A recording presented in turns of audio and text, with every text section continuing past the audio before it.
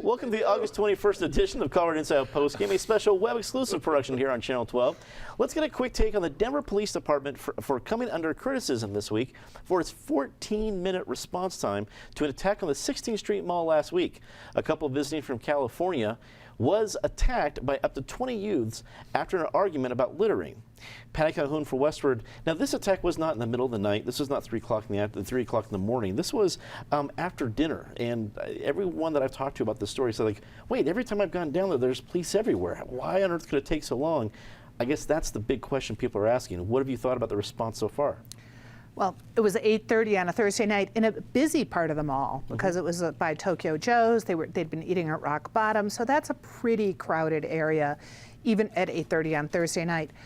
Not only are there a lot of police who are assigned by the city there, the Denver Partnership and the Business Improvement District for the 16th Street Mall have paid for extra security. So why it took 14 minutes from the first call for police to arrive, we're not talking about Green Valley Ranch or one of the very furthest areas in Denver. This is the heart of the city. There should have been someone there within 2 minutes. That's how close the cops are down there.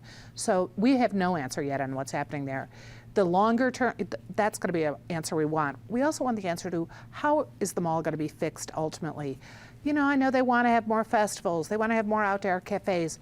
I think all the mall really needs, besides maybe fewer souvenir stores, is some sense of security. People need to know if there's a problem, there will be help at hand. You're never going to be able to get rid of the homeless. You're never going to be able to get rid of all the mall rats hanging out, but you can make sure there's security on hand.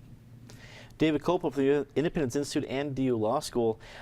Patty brings up a good point about being really a central location and people looking to want to spend time there. But frankly, I'm a lifelong Denverite, and I hear something like this happen at 8:30 on a Thursday. I don't know if I want to be strolling around there at the same time when you hear something like this. What about you? Yeah, but it's how things are everywhere. In the brief I wrote in the Heller case, I reported for various police organizations. They can't be everywhere at once. If you look at 911 response times to Category 1 911 calls, those are the highest priority, life-threatening situation. The average, if you've got a city that's at the high end, the best, it might be 4.5 minutes, 6 minutes.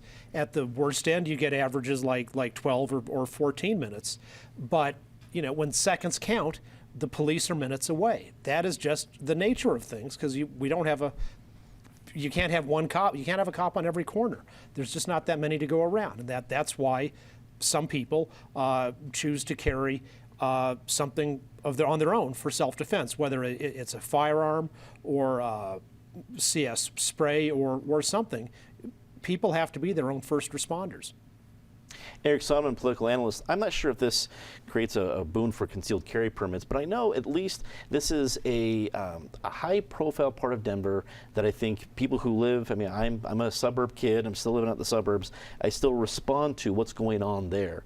And I think even though Mayor Michael Hancock has a lot of big things on his plate and the whole idea of a legacy at the Stock Show complex and the Metropolis, if all those things go perfectly, but the 16th Street Mall is still a place people don't feel safe at, I think those will be quickly forgotten because people will remember how they feel about this. Where are you at on that?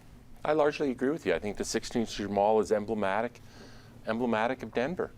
I don't accept the notion that it's the way it has to be. There are other pedestrian malls, great pedestrian malls in great cities around the world where, are they risk-free? Of course not. There is no such thing as risk-free.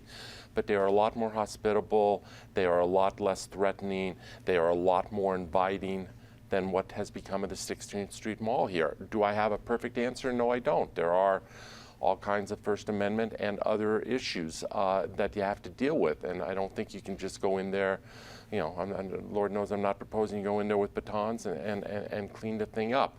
But there needs to be both a law enforcement shift there and a cultural shift there. And cultural shifts, as we've talked about in other contexts, are the hardest piece here. With regard quickly to response times, it wasn't quick.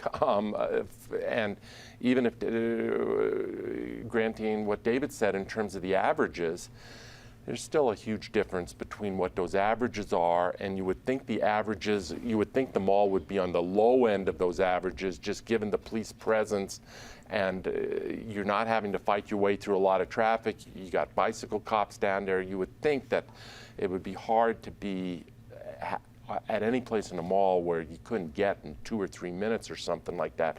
I just don't get this. This is not the only incident. Let's remember a year ago we had that horrific case down by Denver University, Observatory Park, the guy who was high on pot brownies or whatever and had a gun to his wife's head.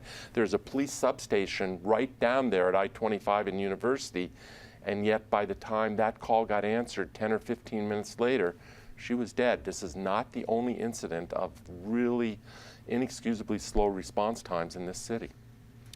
Ben Gilt, political consultant, what do you think the city council should do? And really, we all know in Denver it's a strong mayoral system, so really what the mayor is going to do. But at the end, it's going to besmirch all of them if 16th Street Mall doesn't feel safe. And what do you think the response should be? Well, I mean, there's so much to unpack here. I mean, certainly there is a need to address the mall physically today, and you know, Downtown Denver Partnership and the city are engaged in a more than $500,000 exploration process to sort of figure out what might be the best thing.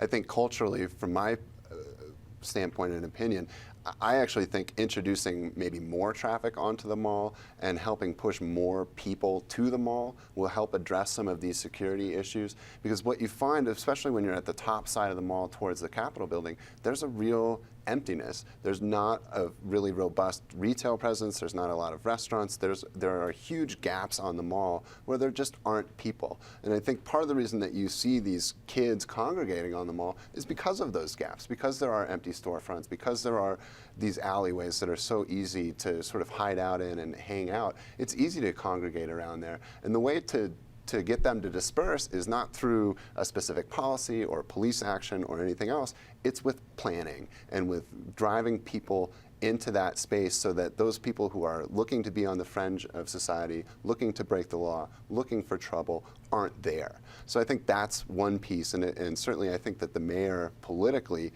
may be forced to give this more attention, even in the context of all these other things going on, because the mall is such a central item in our sort of tourist attraction, you know, possibilities. And I think if you look at just the rhetoric from the city, they are always touting that the mall is the most visited place in Denver and this and that. And yet it's not pretty, it's not fun to go hang out, it's not a place where a lot of people are going even in the evenings except for certain parts of the mall. So I think there's a lot to address.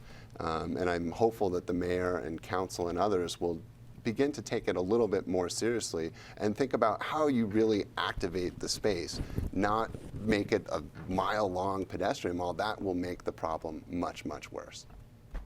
Well, that is all the time we have for Colorado Inside Postgame this week. Leave us a comment, tell us what you think. For everyone here at CPT12.org, I'm Dominic Dezzutti. Thanks for watching.